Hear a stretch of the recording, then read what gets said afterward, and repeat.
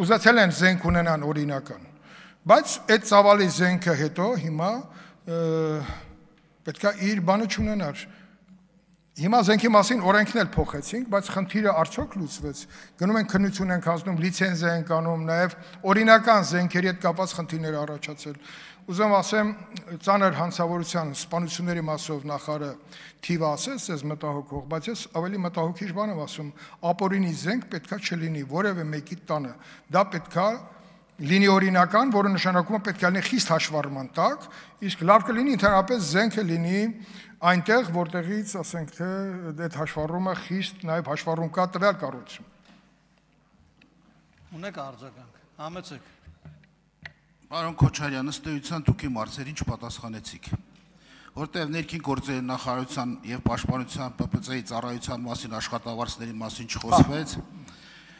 Ես չեմ ասում ինչ կա, որտեղ կա, եւ դուք ասում եք այն գործառույթները, որոնք ի պաշտոն իսկ կառավարության որոշմամբ ամրագրված են նախարարության գործառույթների մեջ պարտադիր լիազորությունների շրջանակներում։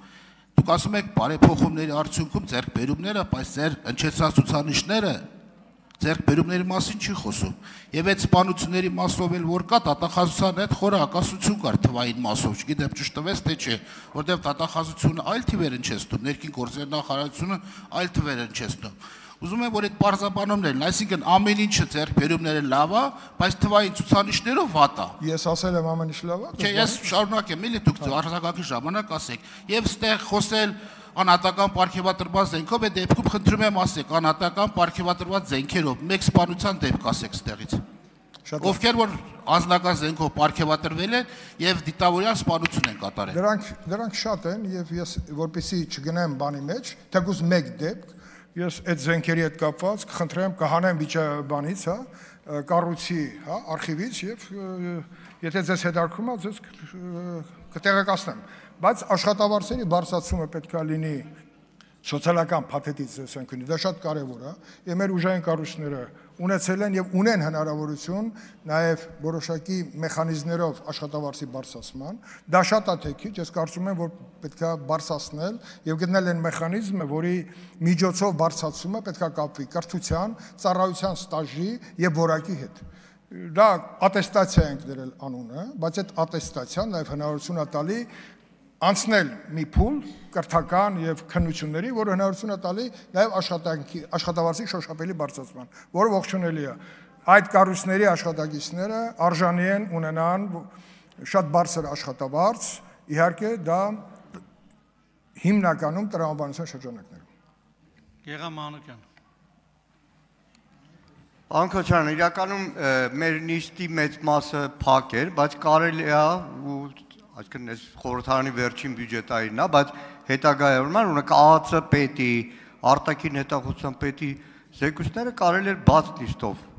ներկայացնել, հատկապես ԱԱՑ պետի հետ կապված ոչինչ չասեց, գրեթե ոչինչ չասեց։ Հիմա հարցս, որը քննարկվել է նաև հանձնաժողովում, տարբեր ԱԱՑ պետին հատկապես ուղղված հարցումներից, տարբեր գերատեսչություններ, գրավոր հարցումներից հետո։ Ի սկզբանե, երբ որ 44 օրյա քննիչ հանձնաժողովը ձևավորվեց, մենք մեր դիրքորոշումն արտահայտեցինք, կասկածի տակ դրեցինք օբյեկտիվությունը, հասարակական վստահելիությունը եւ այլն։ Անցավ 3 տարի, հիմա հասկանում ենք, որ չկա ինչ որ անորոշ բան է, բայց գաղտնի բաժնում դրված է մի թղթածրար, որտեղ կան խայտառակ արձանագրումներ, որ 18 թվականին բարձրագույն զինվորական պաշտոնի նշանակում է կատարել Նիկոլ Փաշինյանը խիստ կասկածելի հիմքով։ Կա արձանագրում, որ բարձրագույն զինվորական պաշտոնի եղել է մարդ, որը չի բացառում, որ այլ երկրի ազդեցության գործակալ է։ Կա արձանագրում, որ տասնյակ միլիոնավոր դոլարների ռազմական գնում է կատարվել, հակառակ ձեր զգուշացումների Նիկոլ Փաշինյանի, բայց որևէ արդյունք չունի։ Կա արձանագրում, որ տասնյակ միլիոնավոր դոլարների հոբ համակարգա գնվել, որը անարդյունավետ է եղել, միակ դեպքն է, որ գլխավոր դատախազություն այդ ժամանակ գրություն եք ուղարկել, չկա հետևան։ Ուզում հասկանամ, անկախ են բանից, այդ քննիչ հանձնաժողովի զեկույցը մտել է ուժի մեջ, չի մտել, բայց այդ ամեն ինչը գրած է։ ու դրած ազգային ժողովում լուծումը որն է, իրավապահները ոնց կարան այդ ուղղությամբ աշխատեն։ Պարոն Մանուկյան, լուծումների մասին գոնե ես եւ դուք ունեցել ենք զրույցներ։ Լուծումը դա օրենքով նախատեսված ընթացակարգերն են։ Հիմա ժամկետի հետ կապված խնդիրը ինքներդ էլ իմ համար էլ շատ վիճահարույց է, որովհետեւ եթե ունենք նպատակ զեկույց ունենալու, մենք զեկույց ունենք։ Եվ այդ գաղափարից ելնելով քննիչ հանձնաժողովի որպես նախագահ զեկույց ուղարկել եմ ազգային ժողովի նախագահին, որից հետո ենթադրում եմ, որ այդ զեկույցը պետքա դրվի լիագումար նիստերի քննարկման։ Ես խնդրում եմ այս մասը ուշադիր եղեք, էլի։ Ես կարծում եմ, որ զեկույցի գոյությունը դուք հիմա նշում եք բաներ, որ ինձ ես պատասխան չեմ տալու, որովհետև անձամբ ես եմ գաղտնիության բանը դրել, հույժ գաղտնի, ես չեմ դրել խիստ գաղտնի, որովհետև այնտեղ ով որ կարդացել է, եւ ես կարծում եմ, որ լավ կլիներ, որ բոլորը կարդային, որովհետև այդ աշխատանքը հիմա գտնում առաջի բաժնում, բայց պարոն Մանուկյան, որպեսզի ձեր նշած կառույցներին դուք նամակը գրեք եւ ստանաք պատասխան, մենք հիմա կազմակերպել ենք ազգային ժողովի աշխատակազմի հետ, պարոն Առաքելյանի հետ, պայմանավորել ենք, որ այն ամբողջ 16000 էջից բաղկացած նյութերը պետքա տեղափոխվի առաջի բաժին, որից հետո պետքա որոշում կայացվի այդ նյութերին հասանելիություն տալ պետական այն կառույցներին, որտեղ իրենք այդ ուսումնասիրելու եւ որոշումներ կայացնելու հնարավորություն կունենան առաջի հերթին գլխավոր դատախազություն, ազգային անվտանգության ծառայություն, պաշտպանության նախարարություն, որտեղ այդ ամբողջը մեկ տեղված է այս շենքում։ Ուրիշ տեղ չկա, որ այդ ամբողջը դրված լինի։ Այդ արխիվը շատ կարևոր է, որպեսզի հետևանքները իմ եզրակացությունը, որը ներառված է անձամբ իմ զեկույցի վերջին մասում 45 կետից բաղկացած, դրանք շատ կարևոր են, որպեսզի մենք դասեր քաղենք, թե ինչ է եղել։ Իսկ ինչ վերաբերվում է դուք ասացիք կադրային քաղաքականության, Արշակ Կարապետյանին կարծեմ վերջերս նորից հետախուզում են տվել։ Շատ լավ։ Իսկ ինչ վերաբերում է հոպի հետ կապված, պարոն Մանուկյան, հոպի այդ մասը ասականների, երբ որ տեսանք մեծ ծավալի, հա, ինչ որ ասեմ բաց թողումներ, անմիջապես քննիչ հանձնաժողովը որոշեց, որպեսզի այդ նյութերը ուղարկի գլխավոր դատախազություն։ Թե ինչ ընթացք ունեցավ, կարելի է նաև հետաքրքրվել հասկանալու համար, որովհետև սպառազինության ձեռքբերումը գիտենք շատ վիճահարույց է եղել տարիներ շարունակ եւ Դավիթ Գալստյանի մասին բոլորս էլ հայտնի է, լսել ենք, հետևում ենք, ուսումնասիրում ենք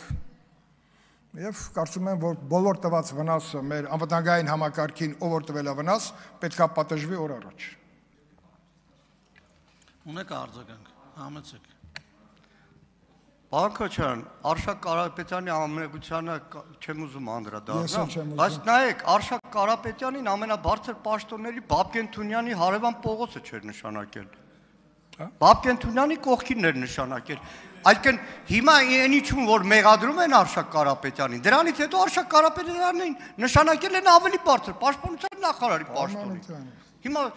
դեռ ավելին, այդ ժամանակի գլխավոր շտաբի պետ վերանշանակել են այն մարդուն, որի մասին զեկույցում բավականին բաներ կա, հիմա չեմ ուզում դրանց անդրադառնալ, որ գերատեսչություն ասում եմ, եւ բայր այսպիսի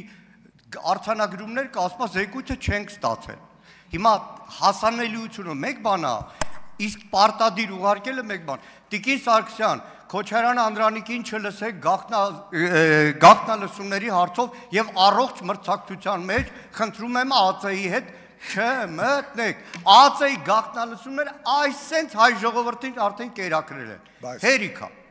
Խնդրում եմ դուք մնացած կարևոր գործերով զբաղվեք։ Ես մի հատ արձագանքեմ, եթե թույլ տաք։ Գաղտնալսումների